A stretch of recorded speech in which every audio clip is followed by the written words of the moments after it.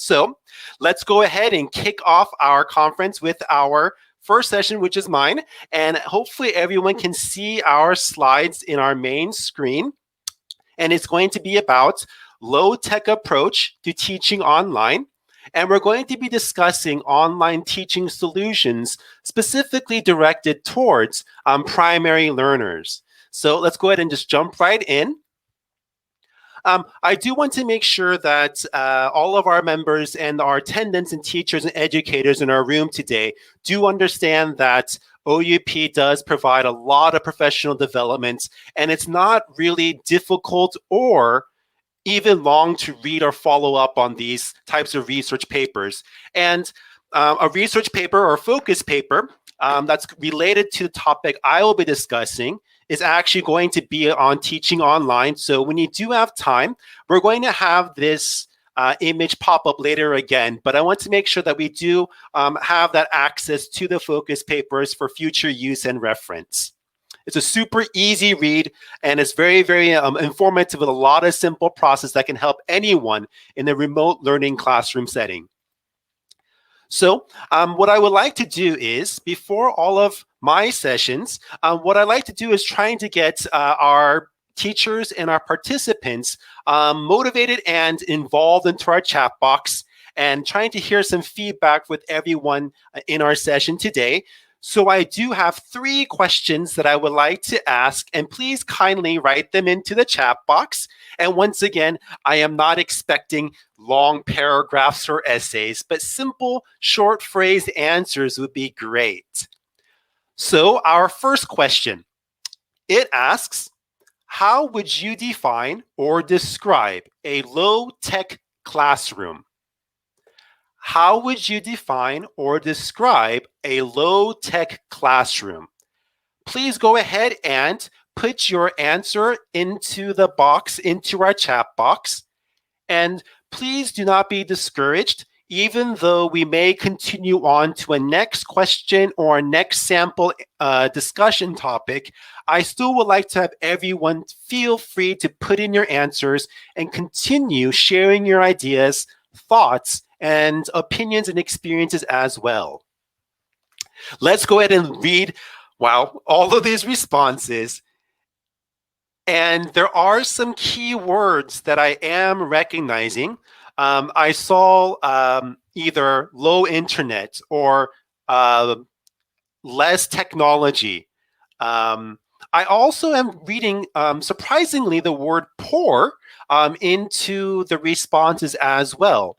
And I do want to make sure that this question is supposed to allow us to think about the terminology and how we use the idea of low tech. Now, throughout our session today, hopefully all of our questions will be answered in some way or different manner, but I really want us to really examine that low tech doesn't always mean poor, or it doesn't always mean inadequate. It's going to be more of a simple approach and ideas and platforms that are going to be more commonly available for all of our students and teachers in the remote setting. Now, once again, if you want to continue with your answers, I'm going to ask our second question. Our second question asks, please write one possible reason for wanting a low-tech teaching approach. Please share with us one reason, one possible reason for wanting a low-tech teaching approach.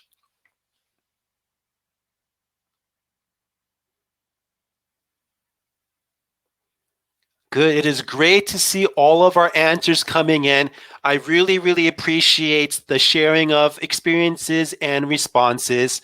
A lot of words that I see is simplicity, use, lack of devices or resources, cost efficient. Actually, that's very, very practical. Very, very practical. And hopefully we can see that many teachers choose for this low-tech option. It's not always out of necessity because of a lack of availability, but there are reasons why educators and teachers would prefer to have a low-tech teaching environment, or use low-tech teaching approaches? Excellent. Very, very, very, very strong answers.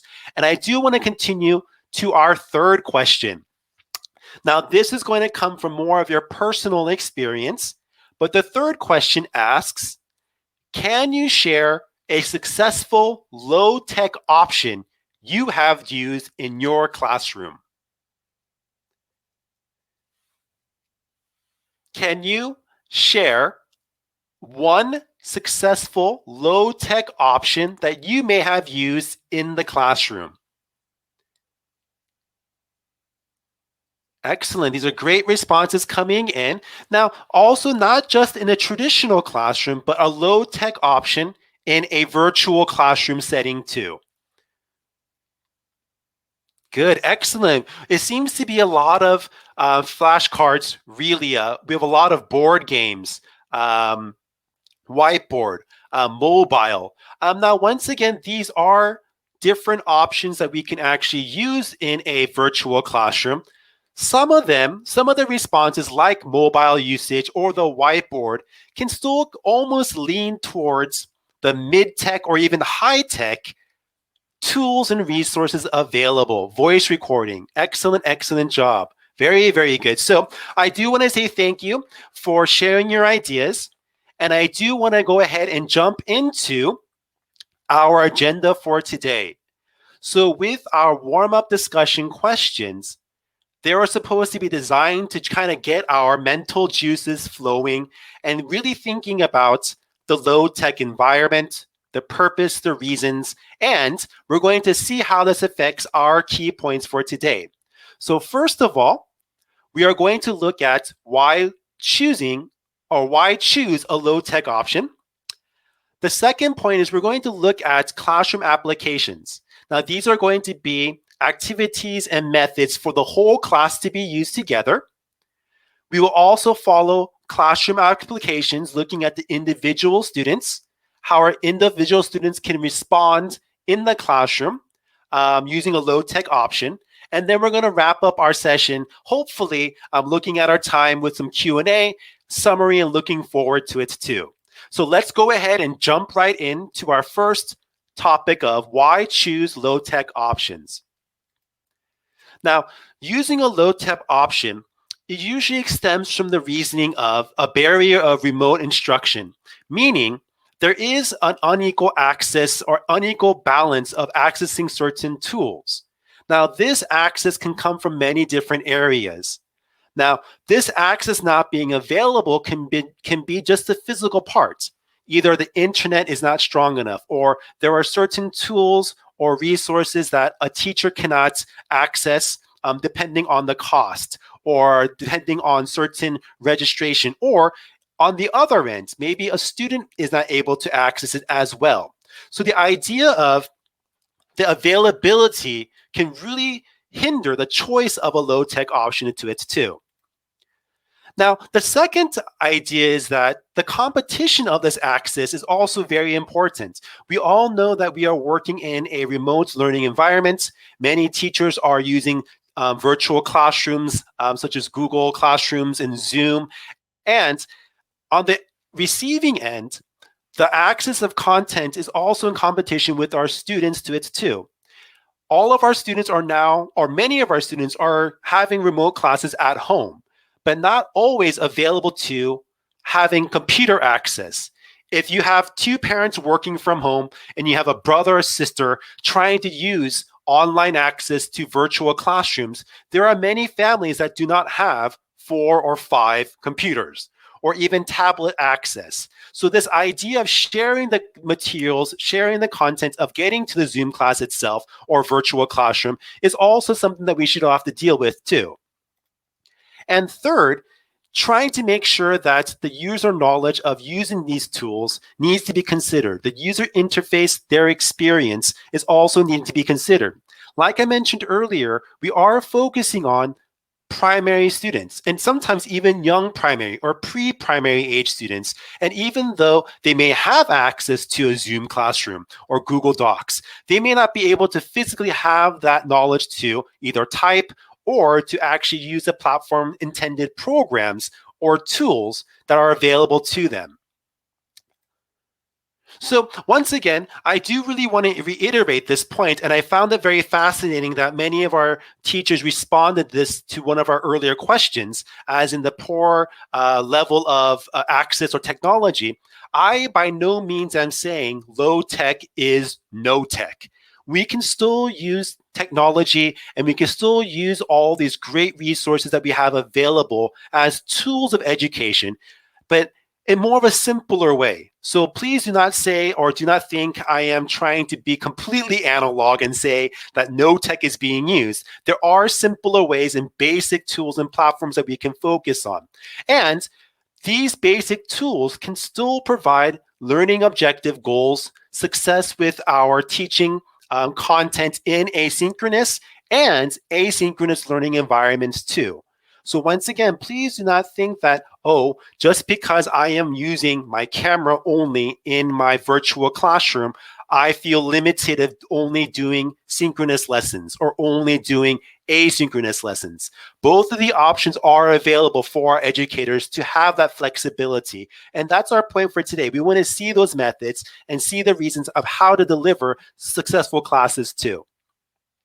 So looking at technology in itself, no matter what situation you're in, either a synchronous environment or asynchronous lessons, we want to make sure that the technology is being used properly. And when using technology, it should, A, have a purpose, not just to use the tech, not just to use the app or the program just because it's there, but really have a purpose to it. And we want to make sure it matches the appropriate level of learner access, ability, user interface as well. And like I mentioned earlier, even though our students that are very young are very tech savvy, that doesn't mean they can actually use the intended programs of that platform itself. What we want to try to avoid is that the technology and the programs and the apps that we do use should not take away from any interactions. If you're finding yourself using the tech and it's separating your student from the class and not strengthening the interactions, we should probably reevaluate the approach of how the tech is being used. And this definitely goes into our second point. This should not diminish the learning or language objectives. So we want to make sure that even with all the available programs that we have, it should match with the purpose and also support and strengthen the collaboration, the communication, and the teaching lesson objectives in the classroom itself to it too. So if you find yourself struggling with these ideas, definitely take the time, step back a little bit, reevaluate, do I really need this? Is it really working for its purpose? Is it strengthening my students' understanding, comprehension, and level of language usage? Or can I just omit it and find a more simpler pathway? So looking at our 3 points, we talked about possible barriers. We looked at different teaching approaches and impacting of integration. We want to make sure that with the low-tech options, we still are creating an interactive learning environment. We are still trying to support success through our learning objectives, and we're still able to practice our skills. We're allowing application and extension in usage with later on activities, with homework assignments of that after our lessons being completed to it too. So what I do want to go into now is showing some demonstrations, some different methods and approaches of how low-tech options can be used in the whole classroom setting. Now, the very first part is, I think, is probably clear to many, is that we should be definitely taking advantage of the camera. In a virtual classroom, the camera is our main source of that content sharing ability. And with the camera, it's simple. Every virtual classroom has a camera. It's 100% accessible to all of our students, and it's very, very easy to integrate. Now, what we want to make sure that we do is we really want to make sure that when we're using the camera, we're really minding the space and the distance of ourselves. There are many times where I can see teachers that are a little bit too close to the camera, or they're too far back, and they're not centered, or they're kind of in the bottom corner. We want to make sure that space is being adequately used. And that also allows and goes into hand gestures, movements, facial expressions. As a remote learning educator, it is our job to still have that energy, show that physical presence to our students. Even though we're not physically in front of them anymore, we can still show that through the camera usage itself. And one way we can do this is maintaining eye contact, using correct posture. And once again, you don't have to memorize your content, but making sure that you do have that eye contact, looking in the camera, still allows that student to feel that they're a part of the group, which is the whole idea of having that lesson together. So some activities that I would like to recommend for using a camera, and one is very simple, and these are going to be flashcards. And of course, flashcards are a very common tool. And these are a basic resource that many of our OUP titles already come standard with, and any other textbook that you're actually using. But we want to make sure the flashcard is nice and large. If you are printing these out, make sure it's going to be nice and clear for our students to actually see. You don't want to have a flashcard that's this big. I mean, you could put it closer, of course, but once again, having a large sense of framing really allows our students to be a part of it, and it actually works as a very simple way of a visual representation in the class to it too.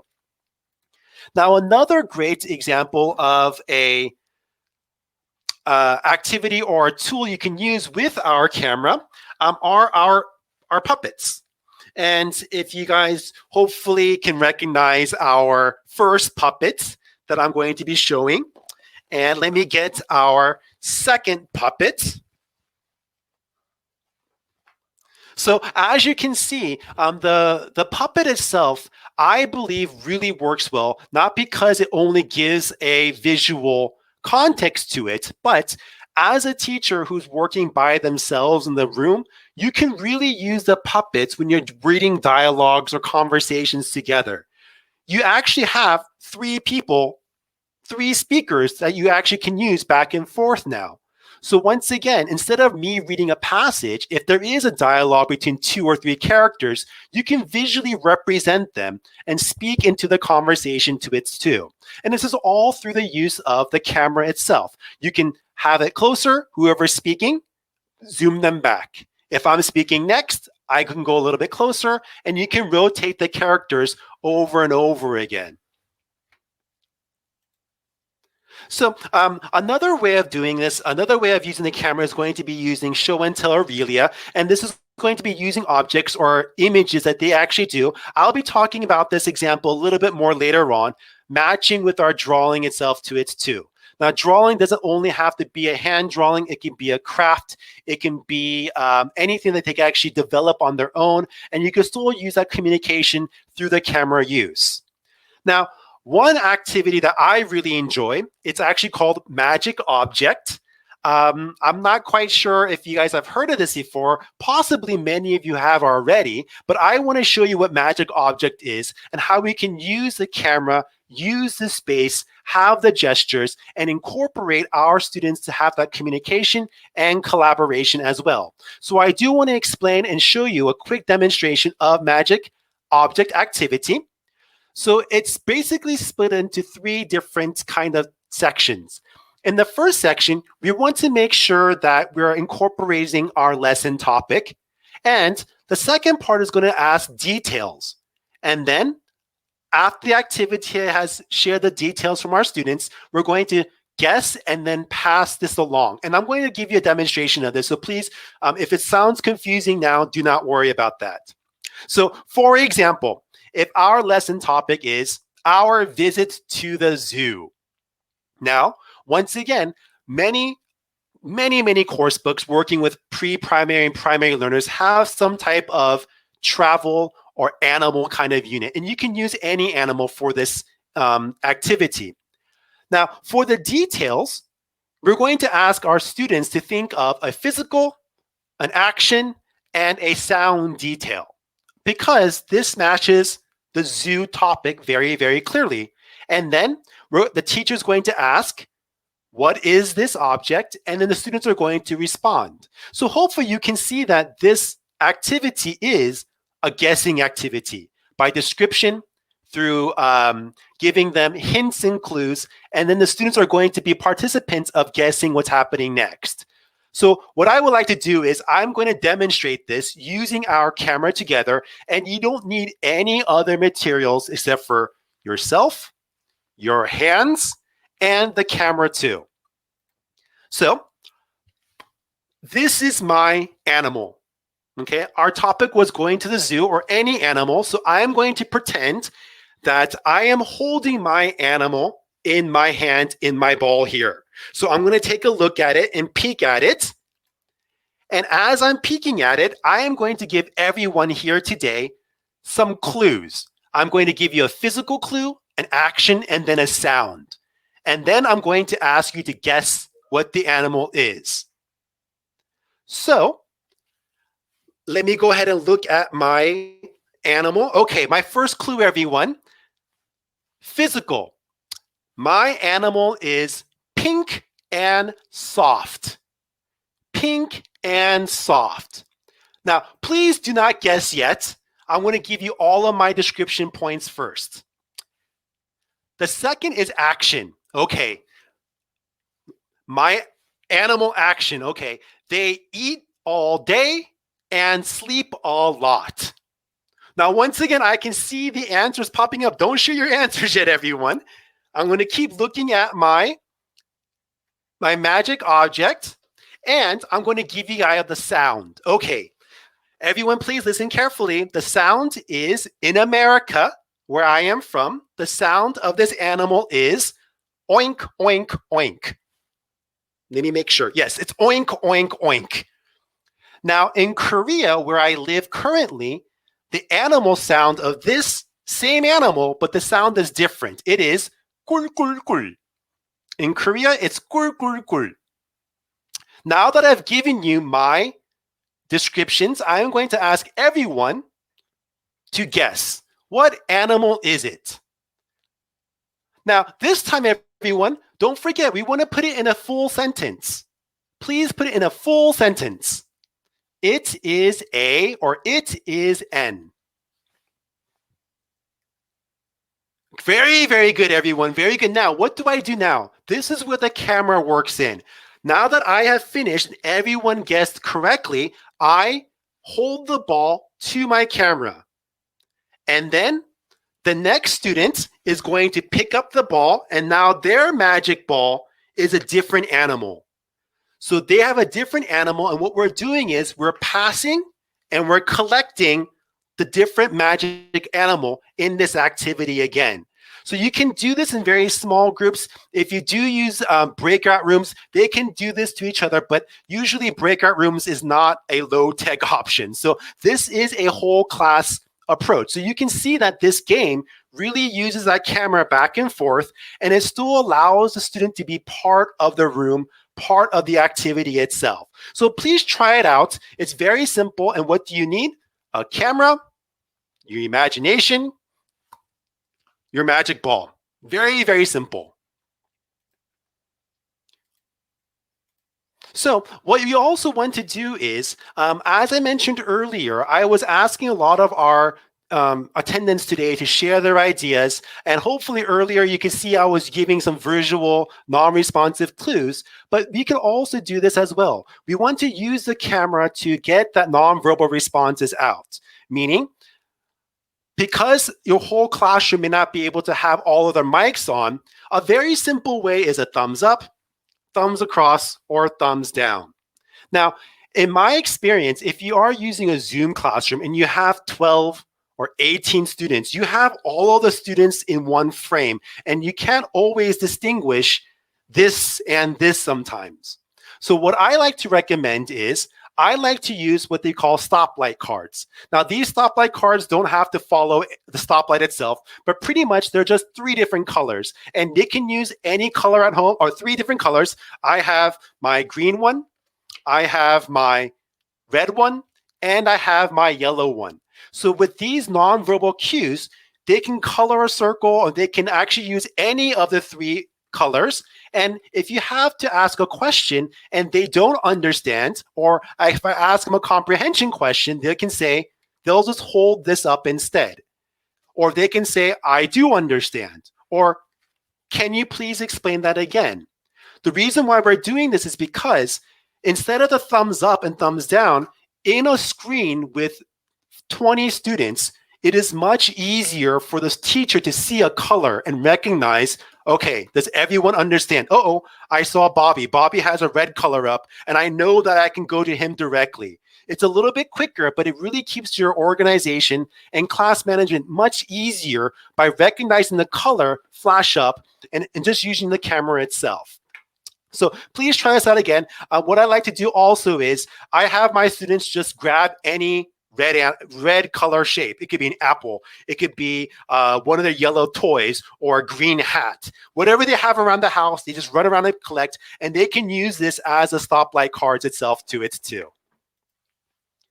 Now, the next part I do want to talk about is we talked about the camera use, but we also want to make sure that screen sharing is a very, very simple and low-tech way to get the information shared with our content to our students. Now, once again, screen sharing, and if you can see in our slide, this is an example of our classroom presentation tools through OUP, and the CPT does allow direct connection to the lessons. It's very, very easy for the use of the both teacher and student because the teacher is just turning on their screen share and everyone can see. And it's actually very, very easy to get all of our contents and resources connected to it too. And for those who have used our CPT, you can see that this is a digital version of our content itself. And there are many, many different digital resources that are available for our teachers to use. I really want to mention that notes tool. If you don't have a whiteboard or class whiteboard to use, and you have our CPT and you can use their screen sharing, the note tools allows you to have real life text typing to get any type of brainstorm list to share with your class as well. You can save it onto the CPT itself and then come back to it later on to it too. So you do have that real life shared message board system if you are interested in using it. Other different ways of using screen sharing, if you don't want to use an app or if you don't want to use a CPT, you can keep it still synchronous information being shared, and it still allows a function to be a level appropriate. And especially with the younger students, collecting the ideas and then sharing it together is one of the controlled ways a teacher can activate this type of shared information. And as long as you have Microsoft Word or even PowerPoint, screen sharing is very, very powerful and effective. You can use these two simple programs on any computer and allows you to use that real-life message board system. Now, speaking about PowerPoint, if you go online, there are so many great resources that allow these pre-made PowerPoint templates. And the one I'm showing you right now is what we call Jeopardy. I've used this many times. I don't own this. This is just a free template I found using Google searches. But you can use a PowerPoint template. It's already set up. And I use this as a review class. So all you have to do for the teacher is go on the back end, fill in the information. And when you hit the present button, as you're screen sharing, it allows you to actually use this game activity, doing a review system or review content, a lesson review.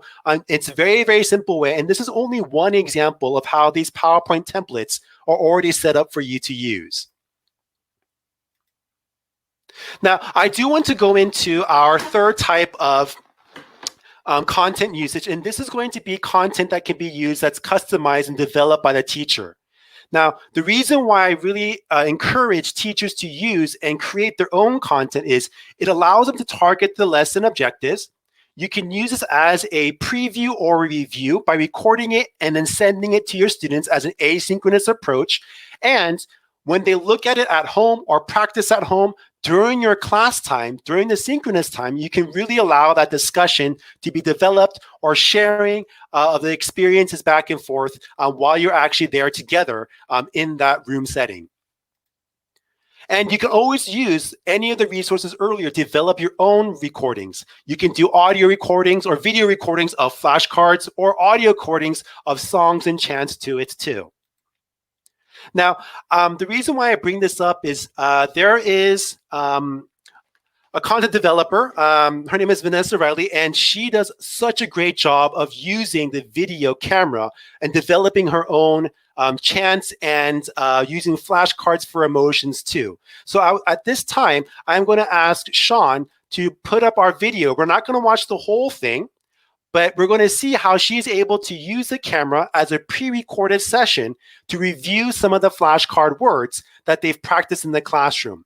As we're watching this, everyone, please really keep in mind the use of her space, her gestures, her animated expressions, and her energy level. I've got some new actions. Can you help me? Okay. Where's my ball? Are you ready? Throw the ball up, catch the ball. Again, can you do it? Throw the ball, catch the ball. Where's my bike? Where's my bike? Let me see. Bike. Where's my guitar? Where's my guitar?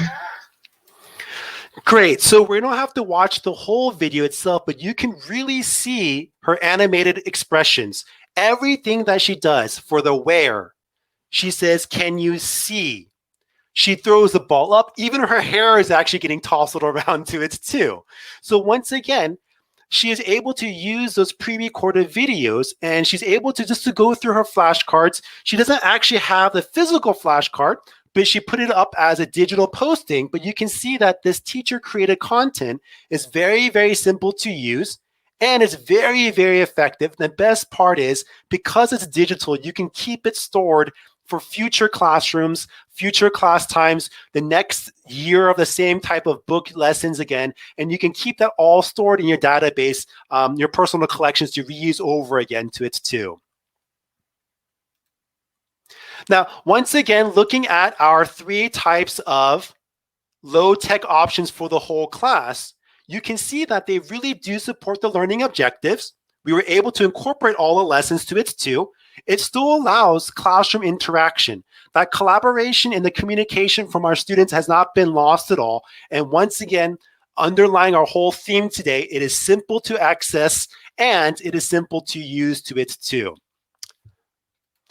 But once again, it's not just the whole class. We really want to be able to show and support how students will be able to individually take a low-tech approach and use this approach to either show their work, be part of the classroom, or even share what they want to do at home or outside the class settings. Now, during the classroom, you can use this, the students can actually use this as a direct response, or they can actually use it through a video and audio recording. And I want to show you some examples of how teachers allow their students to record themselves, get their parents involved with them, and then allow this communication and this assessment of their getting their task knowledge into the classroom as well. Now, the very, very first way that we can actually do this is, as I mentioned earlier, is going to be using the drawing or the show and tell idea or method approach. So once again, you can do this and incorporate the speaking and sharing opportunities, not just having the teacher show images, but this is an alternative way of response. Instead of having your mic turned on by asking your student, Bobby, can you please turn on your mic and respond? You can just have them hold up an image of the task that was being asked of them. And it's a very, very simple way of having assessment of, did they understand the content and the comprehension of the question being asked? And by showing the image, you are able to have a feedback opportunity. And there are very, very simple questions that you can use and repeat throughout each topic. Earlier, we talked about animals, the zoo. So a simple question would be, okay, everyone, our unit is about going to the zoo. Okay, everyone, please write down 2 words, or even better, please draw 2 different animals that you can see at the zoo. And then they can either write the word down, hold their paper in front of you, and then you can visually see who's ready and who's not ready. And you can follow up questions, having them turn on their mic individually at that time. Another question that you can ask is, what animal do you want to see? Or you can ask, write a sentence down, or write and then draw a sentence. So there are many different ways that you can do this drawing or the show and tell idea. So you can see that as the students are following the unit and lesson topic, they are also being able to respond on their own, getting more of the kinesthetic value of the lesson, and you can see their assessment or their ideas through the image itself to it too. Now, once again, because this is a drawing activity, you can tell that there is a little bit more commitment of time. So I don't recommend this doing this type of show and tell with every lesson for every part, but integrating it into your classroom really gives not only flexibility, but it also gives them alternative ways of responding for those students who are a little bit shy, or maybe their microphone is broken, or they don't have a microphone set up yet. They can still use it visually, and you can still have them interact and be a part of the class and be a part of that learning objective focus for that lesson or for that unit. Now, another great way of having our students respond back is recording audio, video, or images. Now, the best way, the reason why I put this technically in a low-tech application is because all of our students have mobile phones. And this is a very great way to actually get their parents involved with it as well. You can ask for the parents' assistance to record an image of a project. Or if you're practicing a song or a chant, there are many, many teachers who have told me in the past, oh, my students sing a song in our class together. I asked the parents just to record it, and they send it to me through SMS or through an email. This way, the parents are involved. They can see what their students are actually doing in the classroom, and there's a physical product that allows a sense of accomplishment for the students to work with as well. Now, I do want to show you two quick videos of, one is going to be a project that I had one of my students in the past record after we completed it, and the other one is going to be a song. So, Sean, can I ask for your help one more time of our first project, please? Now, before I play this video, hopefully everyone can see that this is a cascading waterfall. I'm going to play this. There is no sound. There's no actual vocal part to it, but I do want to give you a few seconds, moments, just to see how the student developed this in the classroom as a project. They learned the grammar lesson, and then they were able to take this at home, film it, and then show me and the class how they actually put the project together.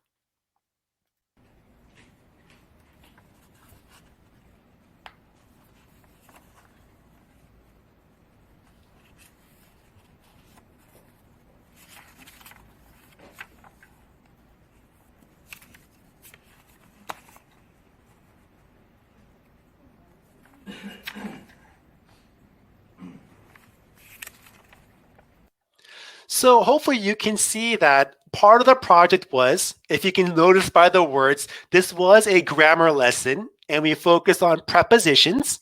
So what I asked my students to do is, together in the classroom, we did the grammar lesson. We talked about prepositions, we practiced the sentence writing, we allowed them to put simple sentence structure.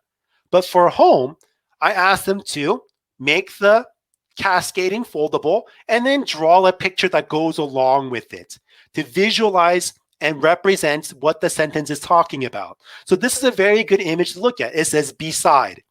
A table is beside the sofa, and she drew a table beside the sofa. This was actually one of my second grade or third grade students, and you can see that this type of recording allows the teacher to see the experience, and then as I show the video in the classroom, I have my student turn on their mic and then they explain what they did in the process or the sentence that they wanted to read together. Now, our next video, Sean, can you please turn on our final video for us? Now, hopefully in this next video, this is actually coming from one of our singing contests that we had earlier, but you can see that this is a very simple setup. the student has learned the song, and what the parent does at home is they learn the song together. And if you, in the classroom, we can do the hand gestures and the motions.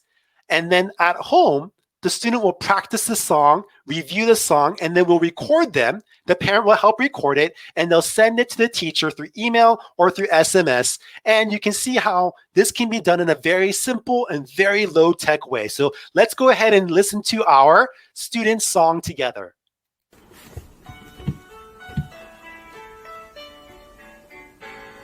Hello, hello, hello, what's your name? Hello, hello, hello. My name's Yuri, my name's Yuri. Say hello, say hello, say hello. Good. So hopefully you can see that this song can, in this approach of that individual recording, she's 6 years old, so she's actually 5. So once again, you can really see that it can be integrated quite easily and simply with the help, with a little bit of help from their parents.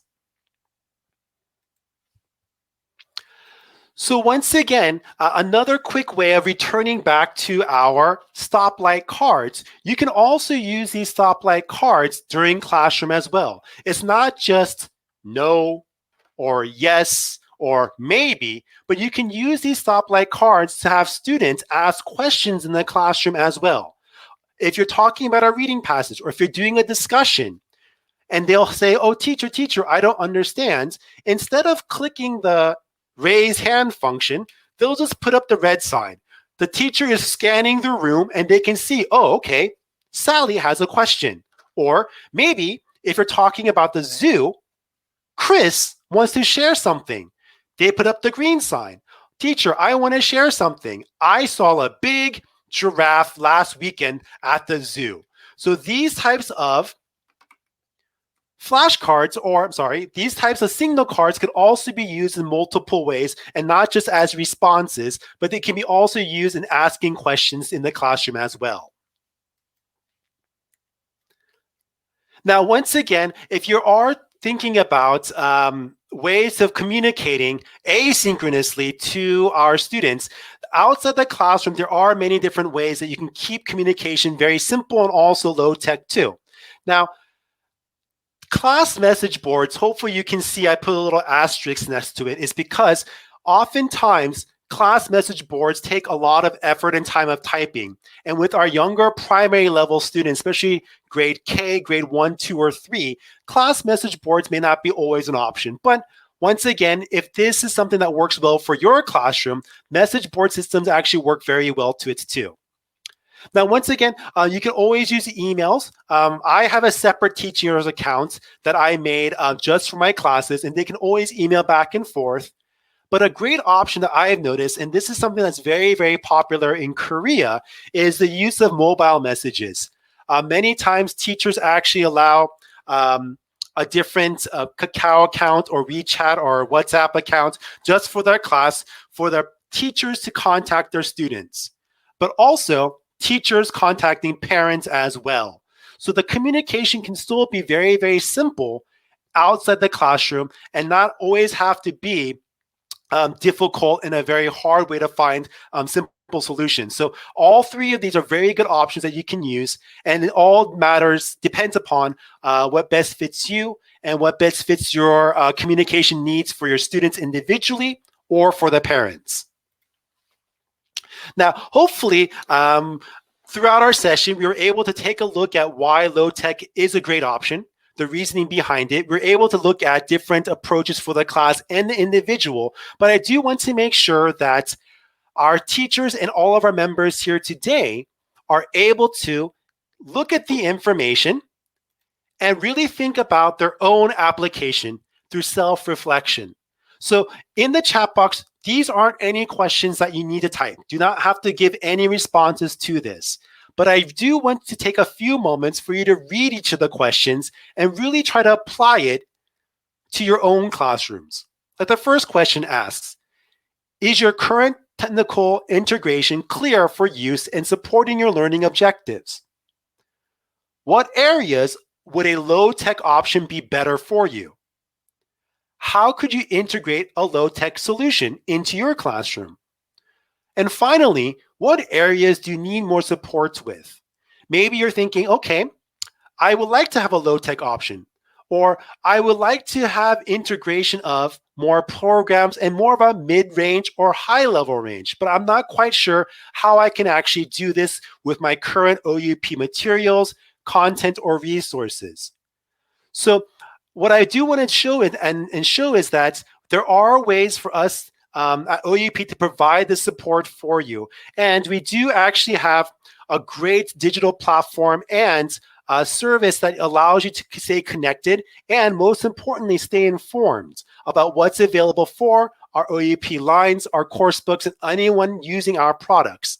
So at the first part is just trying to understand what digital tools are out there. If you're in a situation that thinks, oh, I've been using a lot of low-tech solutions, I'm a little bit hesitant, but I want to see what's available for me, this is actually a great place for you to take a look at all the digital platforms from our class presentation tools, our ebooks, our Oxford Learners library, our bookshelf, our dictionary usages to it too. So this is going to give you a lot of information on the background of the information itself. If you're looking for more specific areas of getting started with your program, maybe you're using Let's Go, or maybe you're using Shine On or Everybody Up Second Edition. This is going to be the area of taking those integrated online resources, programs, and apps, and specifically can cater to the coursebook that you're actually using. And if you're just looking for general tips, general knowledge of how to use online materials, or can I get started, or what are some activities that I can use with my young learners, or my primary, secondary, or even later on in the older ages to it too, this area is actually going to be supporting all of our digital tips and our strategies as well. So as we are wrapping up and closing down, I do want to make sure that we have some opportunity to look at some questions that may have been asked throughout our chat. But before we do look at some questions that may be available, I do want to say thank you to all of our teachers today. Thank you for your patience in the beginning of our session. I do want to say thank you for all of your energy, your attention, your focus, the great use of the chat box, and being with us today with our 2021 ELTOC session. I really hope that you are able to find the solutions that you need for online teaching in the remote classroom itself to its too. And once again, please stay healthy and please stay safe. Thank you, everybody. And thank you, June. So you have quite a lot of questions and about 5 or so minutes to answer. So if you click on Q&A and then on published, you will see the questions that are there for you. Okay. Now, this is a question that kind of goes back with the main theme. This is from Hend A. The question actually says, how can a virtual classroom be described as a low-tech one? It sounds confusing. Now, that actually is a question that hopefully a very, very legitimate interest and idea. The idea of the low-tech is not the idea of low technology, but simple usage of the online classroom, the virtual classroom itself. So I'm not comparing traditional face-to-face, since everyone is assumingly using online classroom environments. The low-tech approach was to show that you don't need to have all the extra apps included or integrated. If you have the simple setup of a Zoom classroom, for instance, even if you have all the functions and tools in a Zoom room, I was trying to show that you can just use the camera, you can use different media images to try to still instill different communication and collaboration. So I do apologize if that low tech and the online classroom is confusing, but I was trying to show simple solutions, a low tech way while in that virtual classroom setting. But thank you for the question, and hopefully that does clarify that issue to it too. Okay, excellent. Let's see another question. This is coming from Essen A, or Eason A. My apologies for the mispronunciation. It says, our students don't want to open their cameras. how can we encourage them to do so? Now, this is actually a question that online teachers are always having to deal with. In my opinion, using the camera function itself is a task, and it is quite difficult for those shy members to it too. What I like to do is an alternative, and I've done this in comprehension questions or discussion questions to it too. I actually have the shy students turn off their camera. So they still have the audio coming in. So what I do is, if I do have a question about animals, and I talk about, okay, everyone, if you are able to share an animal with me, those students who are ready and have their camera already on, they can go ahead and I'll go in a circle and ask them to explain what their animal is. Give me an example, such as giraffe or shark. Now, for the shy students, their camera is off. So when I ask them, if you are ready to speak, please turn your camera on.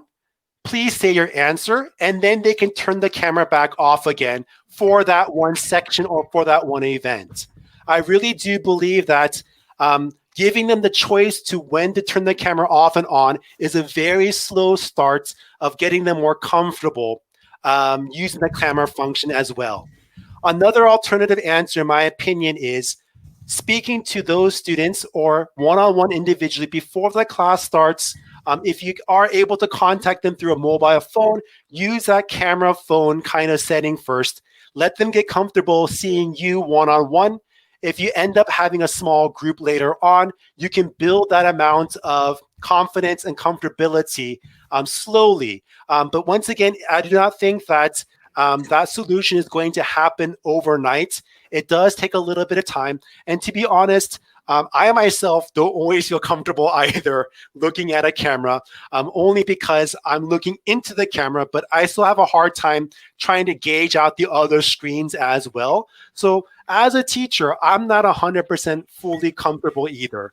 But hopefully expressing and sharing that will bring up that confidence level, and then more exposure with that environment will allow them to be more comfortable, because it just gives them more time to get used to it as well. So hopefully that is a great question, but hopefully that does answer and provide a couple of different solutions for that too. 2 minutes, June. Okay, great.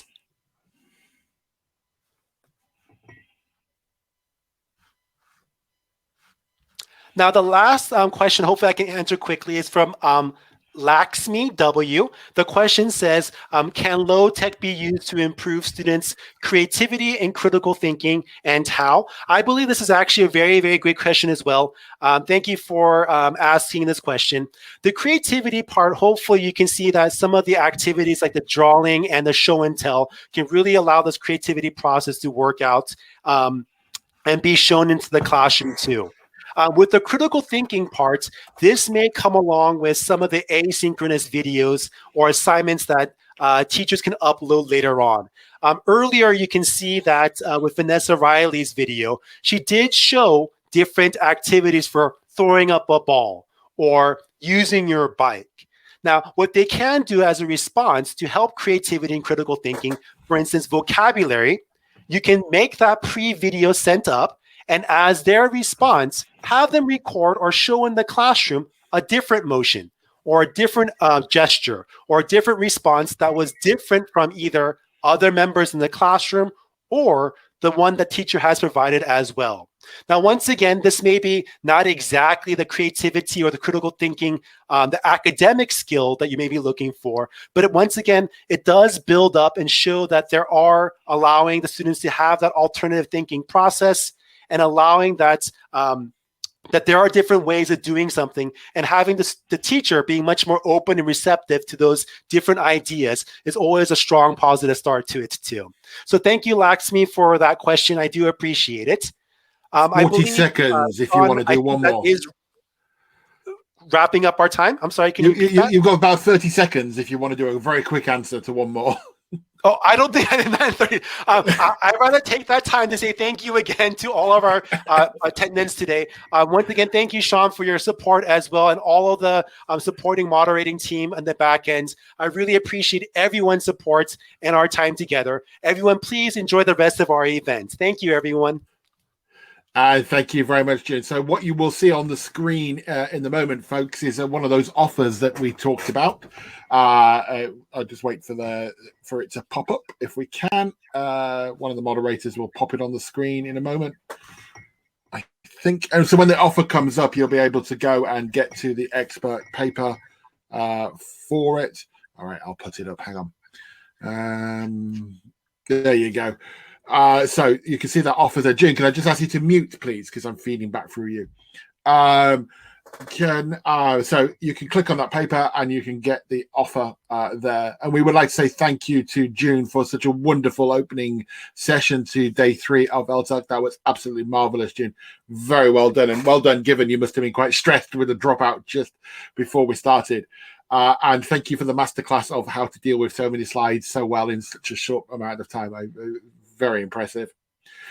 Right, folks, you're about to move. So don't panic. If you signed up for the next session, you will go there automatically. They're waiting for you in the next room. See you over in the next room in a very few minutes.